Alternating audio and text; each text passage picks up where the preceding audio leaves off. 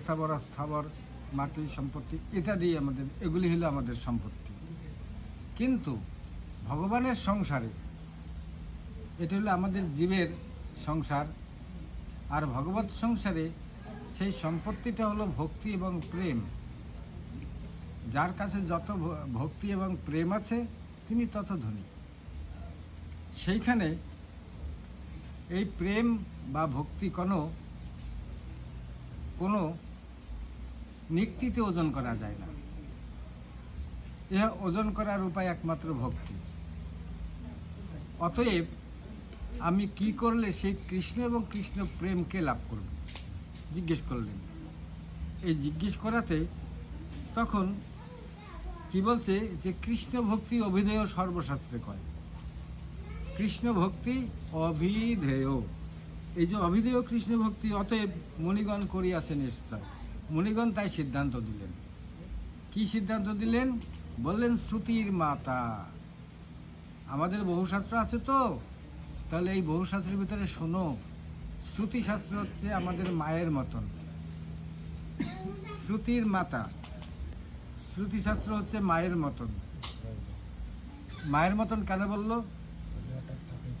আমরা হয়তো বহু রকম বহুভাবে ভাবতেই পারি, কিন্তু সেই ভাবনাটা যদি আমরা একটু এদিক ওদিক করি, যেমন শ্রুতি শাস্ত্রকে মায়ের মতন বললেন। মায়ের মতো কেন বললেন? যে মা তিনি সন্তানকে অমৃত দান করেন। অমৃত দান করে কি করে? সন্তানকে রক্ষণাবেক্ষণ করিয়া থাকেন, তাকে পালন করিয়া থাকেন, অমৃত দান করে। তাই কি বললো? যে অমৃত দান করছে মা, থাক অমৃত দান করছেন মাতা। ঠিক অমৃত কি? যে আমরা বলি দুগ্ধামৃত। মাতৃদুগ্ধ অমৃত দান করে আমাদের ভরণ পোষণ লালন করছেন, এবং তিনি আমাদের দুঃখে দুঃখী। মাতা আমাদের দুঃখে দুঃখী। মনোযোগটা সকলে একটু এদিকে দেন। এখানে ভগবত কথায় যখন আসছেন এদিকে একটু মনোযোগ দেন। এখন আর অন্যদিকে মনোযোগটা দেওয়ার দরকার নেই। তারপর এটা শেষ হলে না, তারপর আরো যার যার যেদিকে মনোযোগ দেওয়ার ইচ্ছা আছে ভালো করে দিবেন। তো এবার এদিকে একটু মনোযোগ দেন। আমরা কি করছি? যে শ্রুতির মাতা, মায়ের সঙ্গে তুলনা করলেন। কেন? যে মাতা এবং পিতা হচ্ছে আমাদের কাছে জীবন্ত ভগবান। এই জীবন্ত ভগবানকে যে আরাধনা করতে জানে না, ভালোবাসতে জানে না, সে তো ওই ভগবানকেও ভালোবাসবে না। সে ভগবান তখন তিনি বোঝেন, নেদেখা জন, তাকে তিনি বুঝেন যে তুই তোর জন্মদাতা পিতা মাতাকে ভালোবাসে, তুই আর আমাকে কোথা থেকে ভালোবাসবি? সে তো আগের থেকেই ধরে বসে আছে। তুমি বলো বা না বলো, ভাবো বা না ভাবো, কিন্তু ওনার ভাবনাটা ওনার কাছে ঠিক হয়ে আছে। যে বলছে শ্রুতির মাতা, শ্রুতি শাস্ত্র আমার মায়ের সমান। মা যেমন গর্ভে ধারণ করেছেন, মা যেমন আমাকে দুগ্ধ দান করেছেন, মা যেমন আমার মলমূত্রাদি কোলের মধ্যে মলমূত্রাদি পরিত্যাগ করেছে, সেগুলো পরিষ্কার করে দিয়েছে। আর কি করেছেন? আমাকে কোলে নিয়ে তিনি না খেয়ে আছে, তার খাওয়া হয়নি, পেটে ভাত নেই, কিন্তু আমাকে কোলে নিয়ে কি করছেন? স্তন্য দুগ্ধ দান করছেন। আমাকে দুগ্ধ দান করছেন, আমাকে শান্তি দিচ্ছে। কে দিচ্ছে? আমার ভগবান। আমার ভগবান আমাকে শান্তি দিচ্ছে। আমাকে কোলে নিয়ে তিনিও ঘুমাচ্ছেন। আমি কাঁদলে তিনিও কাঁদেন। আমার সুখে তিনি সুখী হয়, আবার আমার দুঃখে তিনি যে দুঃখী হয়। এই যে জীবন্ত ভগবানকে আমরা ছেড়ে কোথায় খুঁজছি?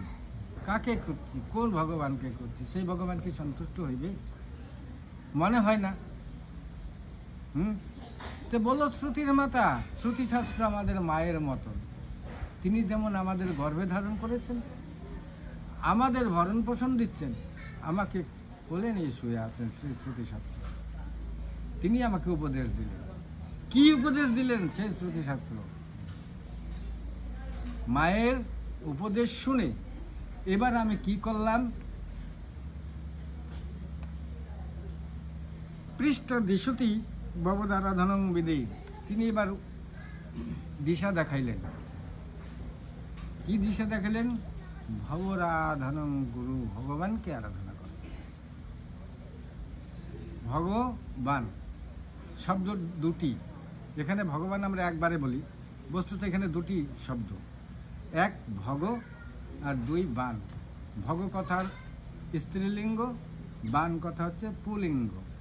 রাধা এবং কৃষ্ণ এই দুইজন মিলে হয় ভগবান, একলা শ্রীকৃষ্ণ ভগবান নয়। অতএব এই যে রাধা এবং কৃষ্ণ আমাদের কাছে জীবন্ত ভগবান পিতা আর মাতা। এই রাধা কৃষ্ণ এই ভজন করো তোমরা, ভবরাধনং কুরু।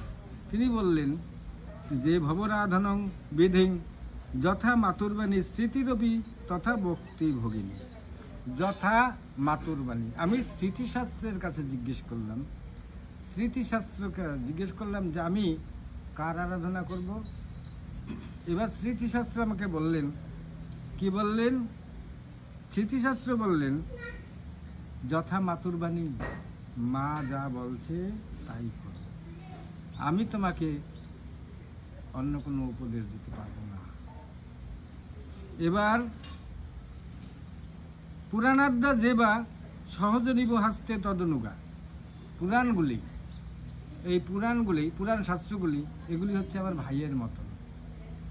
আমি ভাইয়ের কাছে জিজ্ঞেস করলাম আমি কার আরাধনা করব। এই পুরাণগুলি বললেন যথা ভক্তি ভগিনী, বললেন তুমি এক কাজ করো, পুরাণাদ্যা যে বা সহজ নিব হাসতে তদনুগাত, সে তার অনুগত হও। কার অনুগত? ওই যে মা যে বলছে, মায়ের কথার অনুগত হয়ে চলো। আর কি? অত সত্যং জ্ঞাতং, অতএব আমি সত্যকে জানিলাম, আমি সত্যকে জ্ঞাত হয়েছি। কে? মুরহর ভবানে শরণম, হে মুরারি, আমি জ্ঞাত হয়েছি তুমি একমাত্র আরাধনা বস্তু, আমি তোমার শরণাগতি হইলাম। এই যে কথাগুলি আমরা যদি সেটা শুধু রান্নাঘরে, শুধু মন্দিরের চার দেওয়ালের ভিতরে না রেখে সকলের সঙ্গে আমরা ভাগ করে নিতে পারি। আর সকলের সঙ্গে ভাগ করে নেওয়ার জন্যই কিন্তু আমাদের উপনিষদ উপদেশ দিয়েছেন। উপনিষদ কি বলছে? উপনিষদ বললেন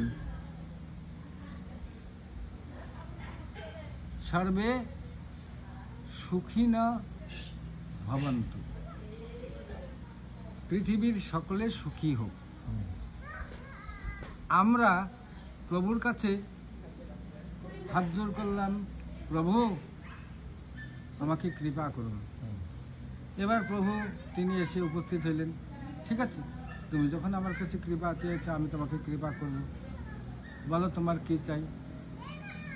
এবার আমি বললাম প্রভু আমার কোনো একটা অসুবিধার কথা আমি বললাম যে আমার এইটা লাগে।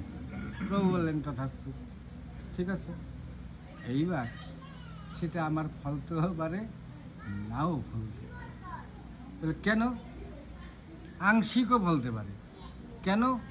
বলে সেটা তুমি ব্যক্তিগত তোমার জন্য চেয়েছো, তুমি তো তোমার জন্য চেয়েছো, তোমার সুবিধার জন্য চেয়েছো, তুমি সমগ্র জগতের জন্য তো চাওনি। কথাটি বলা হলো সর্বে সুখী না ভবন্তু। হ্যাঁ, কি বললো? যে বসুদৈবত কুটুম্বকম, তুমি আমি মুখের বেলায় বসুদৈবত কুটুম্বকম, পৃথিবীর লোকই আমার কুটুম্ব, পৃথিবীর লোক আমার আত্মীয়। মুখে বলার সময় বললাম, কাজের সময় আমার কেউ আত্মীয় না, আমার বন্ধুও না। হ্যাঁ, তখন আমার ব্যক্তিগত, তাই হয়ে গেল। এবার ঈশ্বরের কাছে তো এসব চালাকি খাটবে না ভাই। হ্যাঁ, উনি যে সর্বজ্ঞ শিরোমণি, তোমারও মনের কথা জানে, আমারও মনের কথা জানে। নৃসিংহদেব আবির্ভাব হয়ে গেল কোথায়? স্ফটিক স্তম্ভের ভিতরে। তাকে স্তম্ভটা ভেঙে ফেলা হলো, নৃসিংহদেব বের হয়ে গেল। হিরণ্যকশিপুর সঙ্গে যুদ্ধ হলো, হিরণ্যকশিপুকে উনি মারলেন। এবার প্রহ্লাদকে বললেন, প্রহ্লাদ তুমি আমার কাছে বর চাও। আমরা যেমন কৃষ্ণের কাছে গিয়ে হাত জোর করে বলি, প্রভু আমাকে কৃপা করো, এবার প্রহ্লাদকে প্রভু ইচ্ছা, আমরা বলার পরে প্রভু আবির্ভাব হয়ে আমাদের কৃপা করার জন্য এসে উপস্থিত হন। হ্যাঁ, তুমি আমার কাছে চাও। আর প্রভু নিজে প্রহ্লাদকে বলছে, প্রহ্লাদ তুমি আমার কাছে বর চাও। প্রহ্লাদ তো চাইনি। প্রহ্লাদ কিন্তু বলে নাই আমাকে বর দাও, কৃপা করো, হ্যান করো, ত্যান করো প্রভু। হ্যাঁ, যখন প্রহ্লাদকে প্রভু বললেন, প্রহ্লাদ তুমি আমার কাছে কিছু চাও, আমি দেব। আমি আমার অফুরন্ত ভান্ডার, তুমি যা চাইবে আমি তাই দেবো। যা তাকে এমন লোভ দেখাইলো যে তুমি যা চাইবে আমি তাই দেবো, তুমি যদি আমাকে চাও আমাকেও তো আমি দিয়ে দেবো। হ্যাঁ, এমন লোভ দেখালি। এইটাই হলো প্রভুর মায়া, এইটাই প্রভুর মায়া, আমাদের ভুলায়। হ্যাঁ, ওই যে তুমি যা চাও আমি দেবো, আমাদের কিন্তু মন অন্যরকম হয়ে গেল, তাই তো? তাহলে যা চাবো তাই পাবো, অবশ্যই প্রভু দেবে, তুমি চাইলে দেবে। সেটা অতি সামান্য নগণ্য একটা কিছু। আমি যদি বলি বিশ্ব ব্রহ্মাণ্ডের মালিক করে দাও আমাকে, মা আমি সম্রাট হইব, তাই করে দেবেন, কিন্তু প্রভুর কাছে ওটা অতি নাগা, নগণ্য, কিচ্ছু নয় তার কাছে। কারণ একটা পিঁপড়াকে দেখলে আপনার ভয় লাগে নাকি? 100টা পিঁপড়ে দেখলে ভয় লাগে? 1 বস্তা পিঁপড়ে দেখলে ভয় লাগবে? লাগবে না, না? প্রভুর কাছে ভাই আমরা লক্ষ লক্ষ মানুষ বলুন, এই পশু পক্ষী যা আছে প্রভুর কাছে ওই এগুলো পিঁপড়ার মতো, অতি নগণ্য। সেই প্রভুর কাছে আমরা কি করি? চেয়ে বসলাম কিছু একটা। যে প্রহ্লাদ দেখলো প্রভু তো আমাকে ভালো ভালো প্যাচে ফেলাইয়া দিল রে। হ্যাঁ হ্যাঁ, প্রভু তুমি আমাকে দিবে, সত্যি আমি যা চাইবো তুমি আমাকে তাই দিবে তো?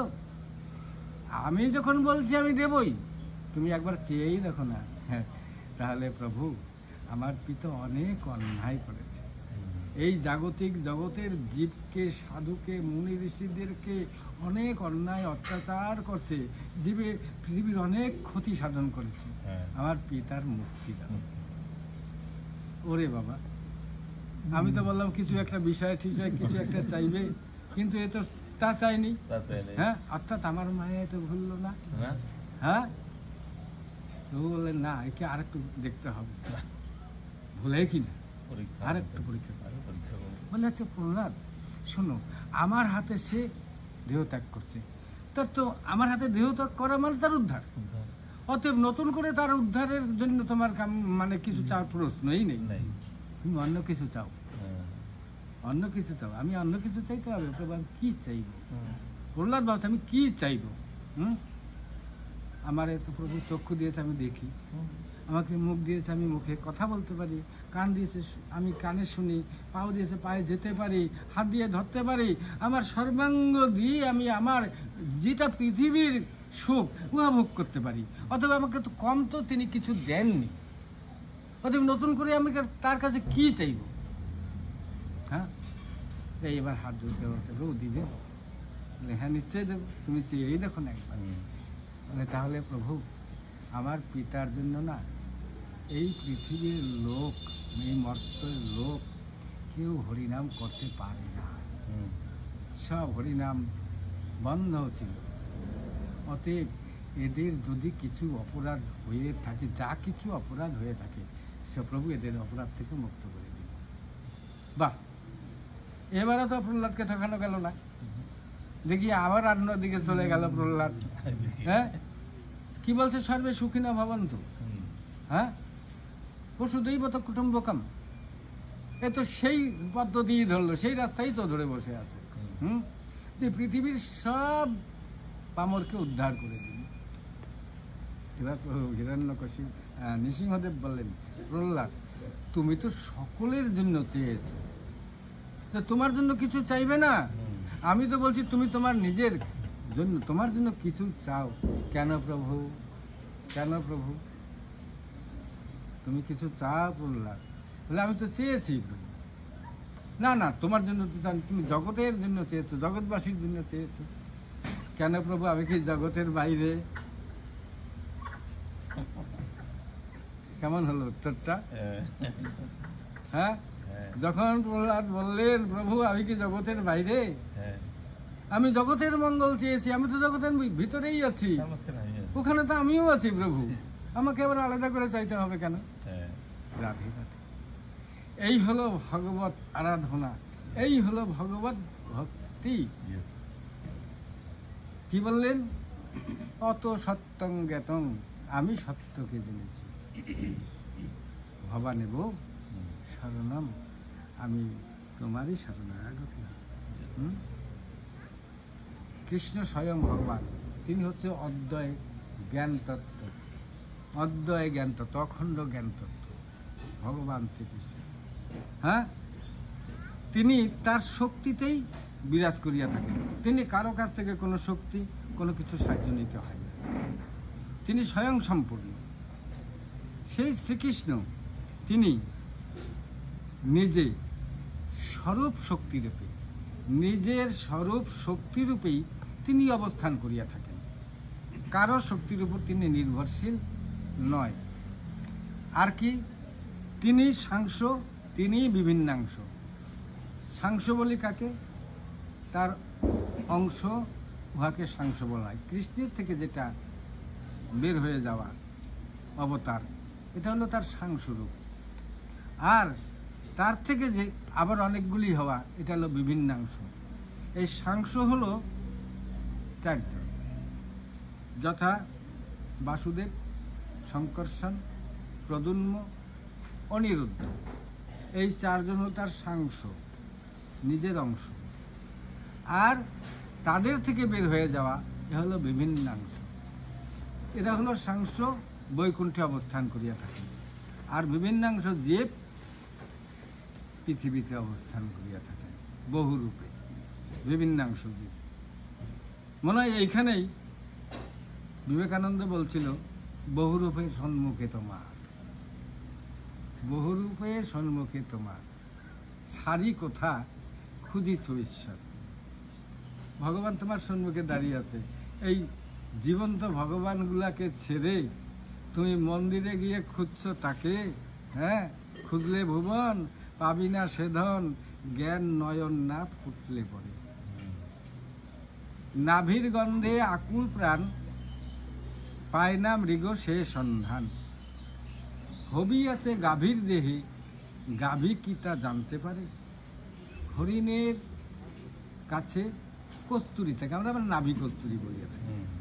এই কস্তুরীর গন্ধে হরিণগুলি পাগলা হয়, তারা খুঁজতে থাকে গন্ধটা কোথার থেকে আসছে, কিন্তু গন্ধটা যে ওর নাভি থেকে বের হচ্ছে ও জানতে পারে না। আর গাভীর শরীরে হবি আছে, আমরা কি বলি গোরচনা, তাই না? তো হবি তো গাভীর দেহের ভিতরেই আছে, বা ঘি, ঘি গাভীর দেহেই আছে, ওখানে দুধ আছে না, ঘি তো ওখানেই আছে। কিন্তু গাভী কি জানে যে আমার দেহের ভিতরে ঘি আছে? জানে না। আমাদের ভিতরেই এই ৩৩ কোটি দেবতা, আমরা বলি ৩৩ কোটি, বস্তুত উপনিষদ বলছে ৩৩ জন দেবতা। ৩৩ কোটি মানে ৩৩ জন। আমরা এই সংখ্যায় যে কোটি হিসাব, তা নয়, এখানে ৩৩ কোটি অর্থাৎ ৩৩ জন। ৩৩ কোটি অর্থাৎ আমাদের এই দেহের ভিতরে নানান জায়গায় নানান দেবতা বসে আছে। এইভাবে অবস্থান করিতেছেন প্রভু আমার। সেই প্রভু আমার, তিনি দেখিয়ে দিচ্ছেন, দেখো আমাকে মানুষের মতন দেখতে, আমাকে হাতির মতন দেখতে, আমাকে অন্য একটা জীবের মতন দেখতে, যেমন বরাহ, যেমন হনুমান যেমন অন্যান্য রূপ তিনি বিশ্বরূপে দেখিয়েছেন, শ্রীমদ্ ভাগবত গীতার 11 স্কন্ধে তিনি দেখিয়ে দিয়েছেন। তিনি বলছেন, আমি বহু রূপে তোমার কাছে আছি, তুমি যে রূপে আমাকে ডাকবে আমি সেইভাবেই আছি, সেইভাবে তুমি আমাকে পাবে, শুধুমাত্র ডাকার অপেক্ষা, শুধুমাত্র ডাকতে লাগে আমাকে।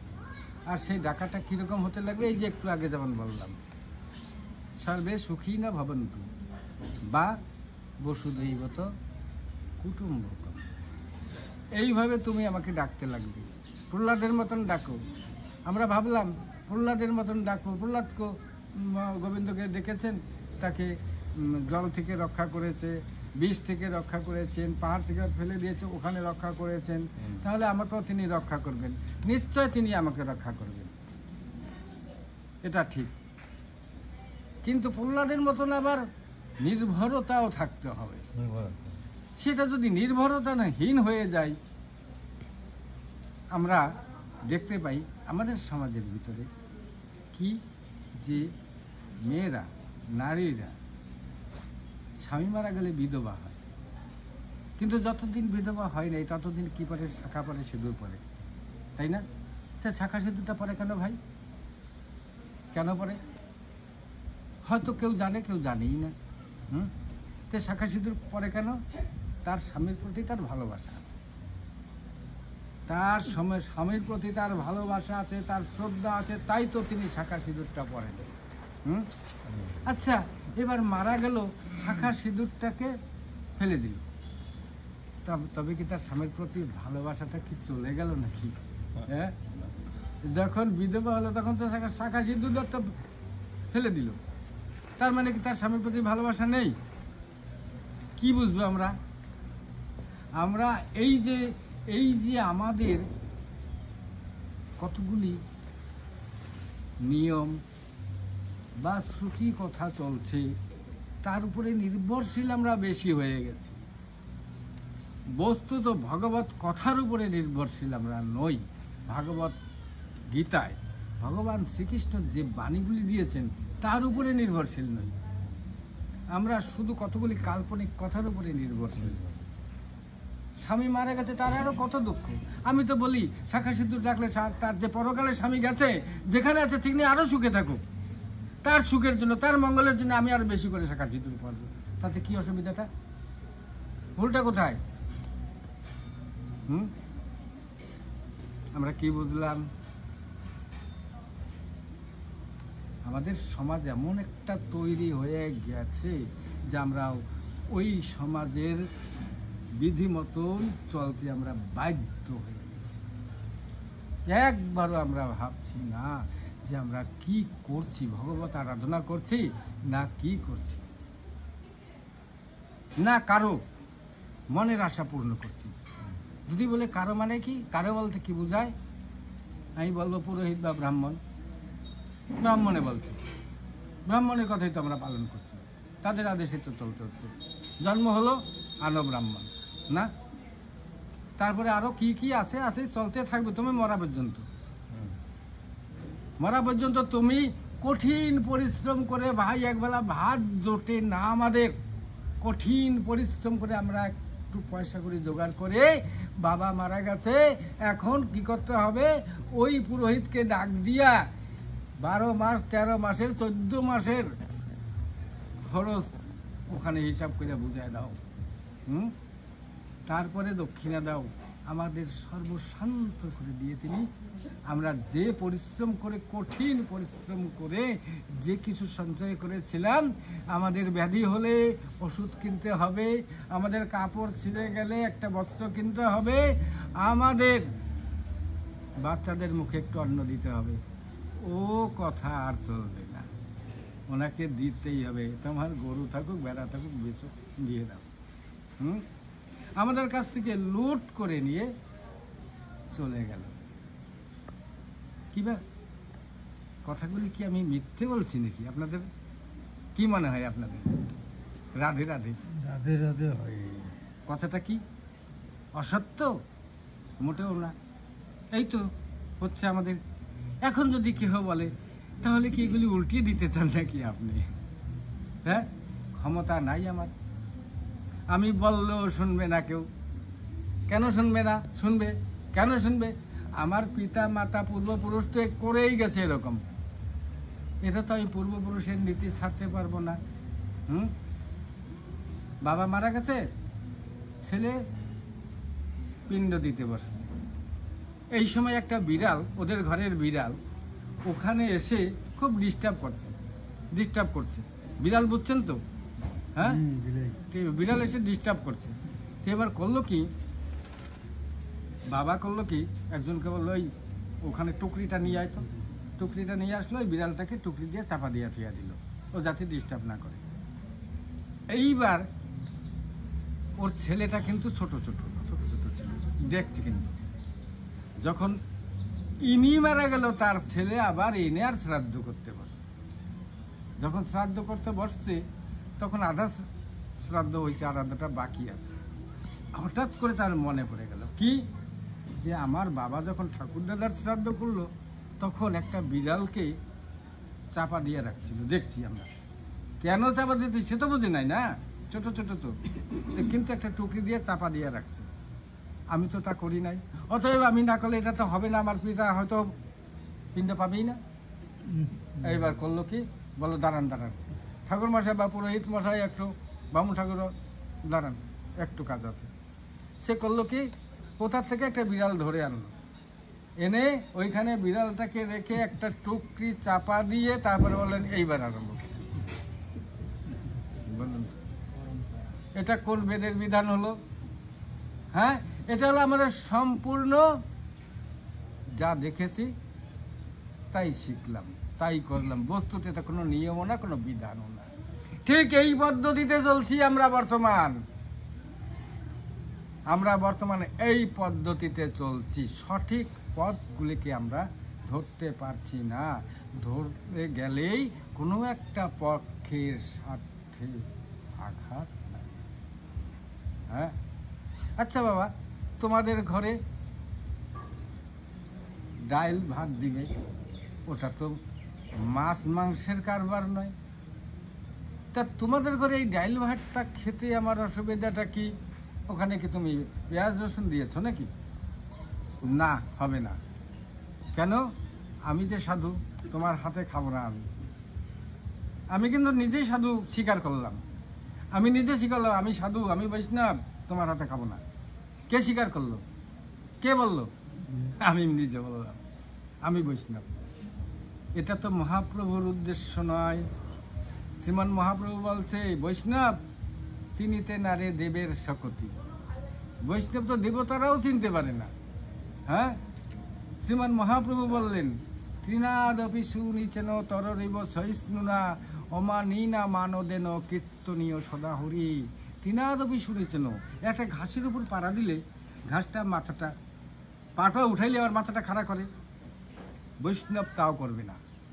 তৃণাদপি সুনিচেন, বৈষ্ণবের তা চলবে না। ঘাসের মাথাটা খাড়া করবে, তুমি করতে পারবে না, বৈষ্ণবের নীতি। হ্যাঁ, তররিব সহিষ্ণু না, গাছের মতন সহিষ্ণুতা হইতে বলছে। বৃক্ষের তলায়, গাছের তলায় বসে আমরা কি করি? ছায়া নেই, সেই গাছের ফলগুলি ছিঁড়ে ওখানে বসে খাই।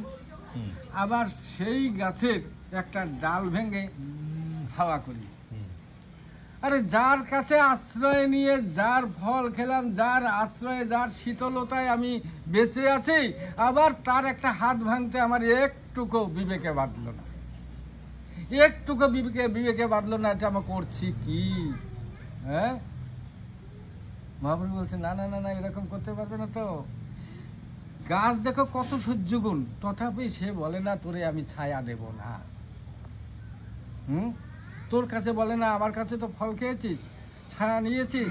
হ্যাঁ, আমার খুব জল পিপাসা পেয়েছে, যা তো আমাকে এক গ্লাস জল এনে দে। গাছ বলে কি? বলে না। বলছে তররিব সহিষ্ণু অমানি না মানদেন, অমানি না মানদেন। তোমাকে সম্মান দিতে জানে না, জগতের জীবকেও সম্মান দিতে জানে না।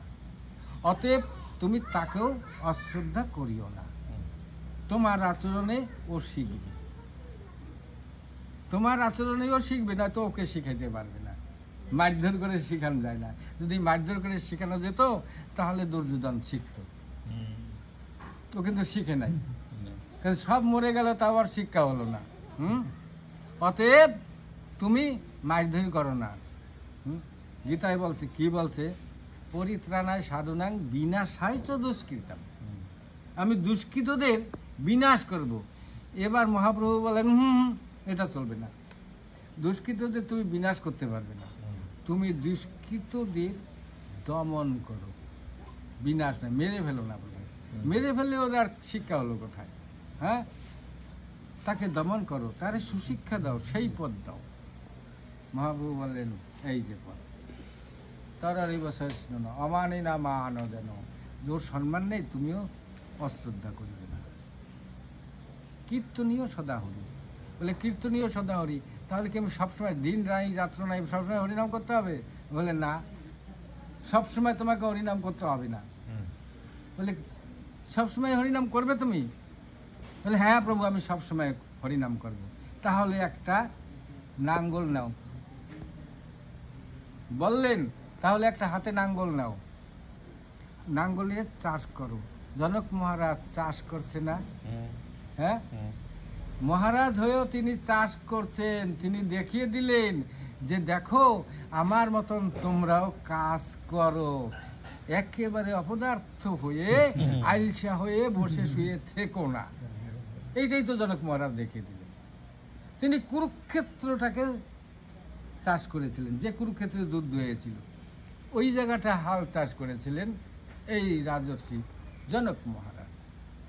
আর সেখানে কি পেয়েছিলেন? সীতা দেবীকে পেয়েছিলেন। সীতা মানে মা, তাই না? তিনি কন্যা রূপে পেয়েছেন, মাতৃরূপে পেয়েছেন। সীতা মানে মা, লক্ষ্মী রূপে পেয়েছেন। সত্যিই তো, হাল চাষ করলে তো লক্ষ্মী পাওয়াই যায়। ধান উৎপাদন হয় না? না হয়। ধান পাট উৎপাদন হয়, হওয়ার পরে কি করেন? ধান লক্ষ্মী, পাট উৎপাদনে যে বিক্রি করবেন টাকা পাবেন, তো লক্ষ্মী তো পাওয়া যায়। তো জনক মহারাজ চাষ করেছেন, ঠিকই তো পেয়েছেন। কোন জায়গাটা তিনি ভুল পেয়েছেন? গোবিন্দ তাকে ঠিকই দিয়ে দিয়েছে। হ্যাঁ, তো এবার বললেন কি যে এই দেখো শাস্ত্রের কথা, অমানি না মানো দেন কীর্তনীয় সদা হরি, সবসময় হরিনাম করবে, এইটাই হলো হরিনাম। এই যে হাল চাষ করছো না তুমি, তোমার কাছে এইটাই হরিনাম। তোমার কাছে ওই মালা জপ করতে হবে না। একজন উকিল যদি বলে আমি হরিনাম করবো, আমার তো ওকালতি করতেই সময় যায়, আমি কখন ওকালতি করবো? বলে ওইটাই তোমার হরিনাম। তুমি ওকালতি করবে, কিন্তু অন্যায় করবে না, ন্যায় দিবে, অন্যায় দিবে না, এইটাই তোমার হরিনাম।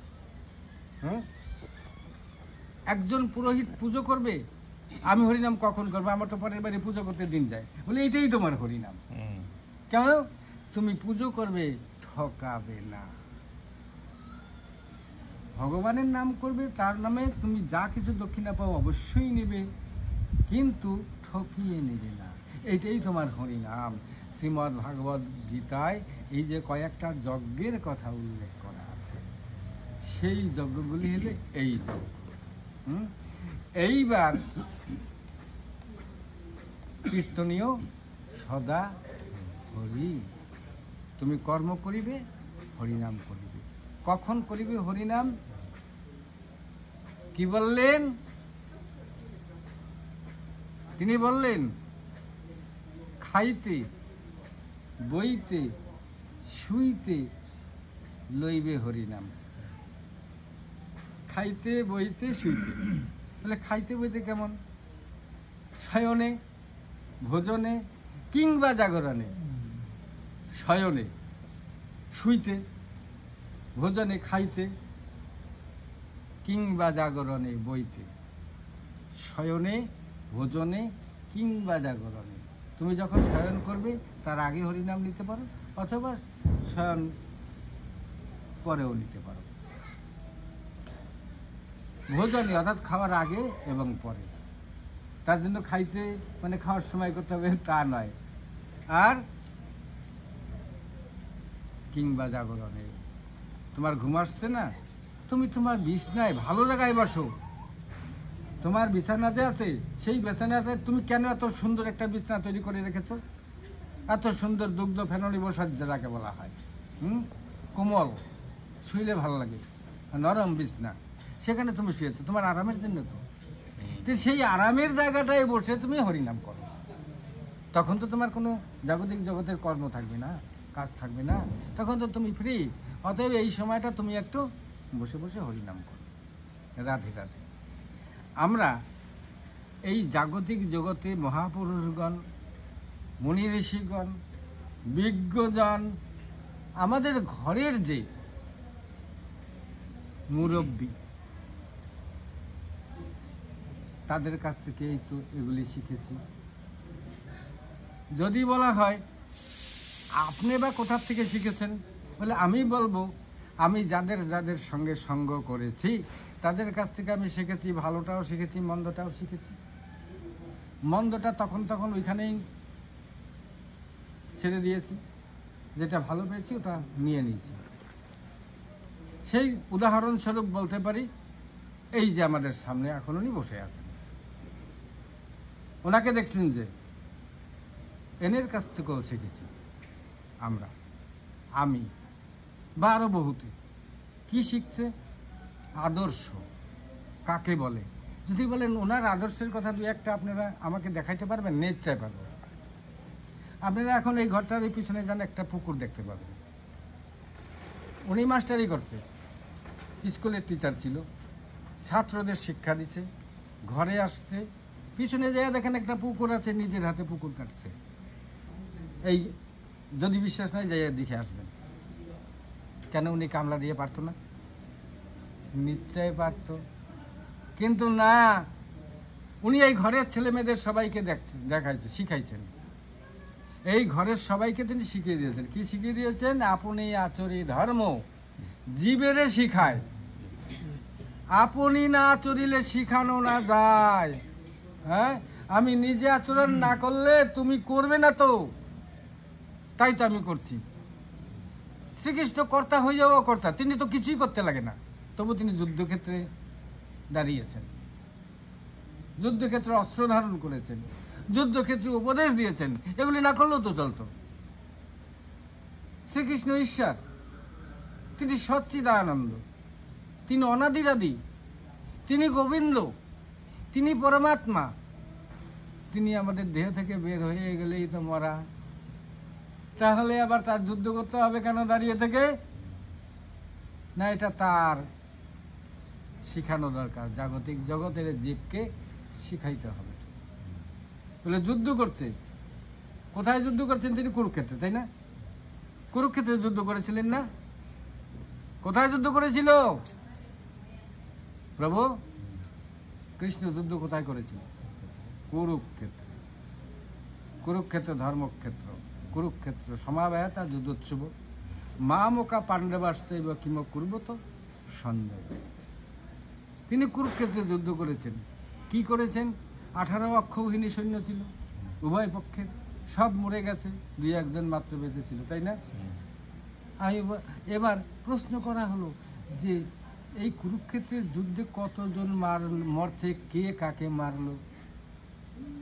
কতজন মরছে, কে কাকে মারলো? প্রশ্ন করা হলো। সম্পূর্ণভাবে দেখছে কে? এবার আমি যে বলবো, আমি যতদিন বেঁচে ছিলাম ওই কজনের কথা আমি বলতে পারবো, তারপরে যারা মরছে তাদের কথা নেই বলতে পারবো না। তাহলে সম্পূর্ণটা কে বলতে পারে? যে ফার্স্ট টু লাস্ট দেখছেন তিনি তো বলতে পারবেন না। তো ফার্স্ট টু লাস্ট যে দেখেছেন তিনিই বলতে পারবেন, কিন্তু কেউ 1 দিন, 2 দিন, 3 দিন, 4 দিন, এইভাবে 18 দিন যুদ্ধ হয়েছে, 18 দিন যে দেখেছে তিনিই তো বলতে পারবেন সম্পূর্ণটা। তার আগে থেকে তো সম্পূর্ণ বলতে পারবে না। এইবার শ্রীকৃষ্ণ বললেন না, একজনেই বলতে পারে। সম্পূর্ণ কুরুক্ষেত্রের যুদ্ধটা একজনে দেখেছিল, তিনিই বলতে পারবে। বলে কে সে প্রভু? বলে তার নাম হলো বর্বরিক। এই বর্বরিকের ছিন্ন মস্তক থেকে, মুন্ডটাকে আমি আশীর্বাদ করেছিলাম যে কুরুক্ষেত্রের সম্পূর্ণ যুদ্ধটা একমাত্র তুমি সম্পূর্ণ যুদ্ধটা দেখতে পাবে। তাই কুরুক্ষেত্রে একটা গাছের মাথায় বর্বরিকের মুন্ডটা ছিল, সেখান থেকে সম্পূর্ণ কুরুক্ষেত্রের যুদ্ধটা ফাস্টুল্লার দিকে চলে। আর বর্বরিককে জিজ্ঞেস করলে, এবার বলো তো কুরুক্ষেত্রের যুদ্ধে কে কাকে মেরেছে, সব থেকে বড় বীর কে ছিল, ধনুর্ধর কে ছিল? বর্বরিক বলল কুরুক্ষেত্রে কেউ যুদ্ধ করেই নাই। বলে কুরুক্ষেত্রে কেউ যুদ্ধই করে নাই। আমি বর্বরিক বলছি, আমি কুরুক্ষেত্রের সম্পূর্ণ যুদ্ধটা দর্শন করেছি। আমি দেখলাম একজনই যুদ্ধ করছে আর একজনই মরছে, আর তো মরেও নাই আর যুদ্ধও করে নাই। বলি একজনে যুদ্ধ করছে আর একজন মরছে এই 18 অক্ষ 19 সৈন্যের ভিতরে? বলছে হ্যাঁ তাই তো। বলে যুদ্ধও করছে শ্রীকৃষ্ণ, মরছেন শ্রীকৃষ্ণ। কৃষ্ণ বই ওখানে কেউ যুদ্ধ করে নাই। বলে তুমি যুদ্ধ করছো, তোমার ভিতরে কৃষ্ণ থাকলে তোমাকে কি বলে? তুমি যখন মানুষ যখন মরে মাথায় তুলে, তাই না, পিছনে পিছনে লোক কি বলে? হরি বল, বলে না? বলো হরি, আরেকজনে বলে হরি বল। যখন এই কথা বলে, এই মানুষগুলো হাঁটে, যে শুয়ে আছে চাঙ্গে ওই লোকটা কি বলে হরি বল? হ্যাঁ, মাথাও লড়ায় না। ও মাথাও লড়ায় না, হরি বলও বলে না। কেন ও বলে না? কেন বলতে পারেন না? তার মানে কৃষ্ণ নাই, ওর ভিতরে পরমাত্মা নাই, তার মানে মৃত, মরা মরা, তাই হরি বল বলতে পারে না। কিন্তু ও যে মাথা লড়ায়, মরলেও মাথা লড়ায়, যে তুমি দেখছো মরার পরে যে মাথা লড়ায় দেখছো? এইবার যদি কোনো সময় কোনো মরা নিয়ে যাওয়ার ভাগ্যে জোটে, একটু ভালো করে দেখবা মরার পরে মাথা লড়ায়। বলে কিরকম করে মাথা লড়ায়? এখন আমি কথাটা যদি বলে দেই ভাই, তোমাদের ইন্টারেস্ট হ্যাঁ না, যাই হোক, তাও বলছি। যখন এই 4 জনে বাঁশের চাঙ্গে শোয়ায় নিল, পিছনে বলছে বলো হরি, সবাই বলছে হরি বল। তো এইবার মাছগুলো কি সব 6 ফুটে 1 মাপের ছিল নাকি? কেউ 5.5 ফুট ছিল, হ্যাঁ এইভাবে, কেউ খাটো ছিল। তো একজন খাটো একজন লম্বা, চাংটা কি সমান ছিল? সমান তো ছিল না। তোরা হাঁটার সময় চাংটা কোনো সময় এদিকে কাইতেছে, ওই মরার মাথাটা এদিকে কাইতেছে। আবার চাংটা যখন ওইদিকে কাইট হয়েছে, মরার মাথাটা ওদিকে কাইট হয়েছে না নাই? তাহলে মাথা লড়াইছে না নাই? লড়াইছে মাথা। ওহো, এতগুলা তো ভাবি নাই, এতগুলা তো ভাবি নাই।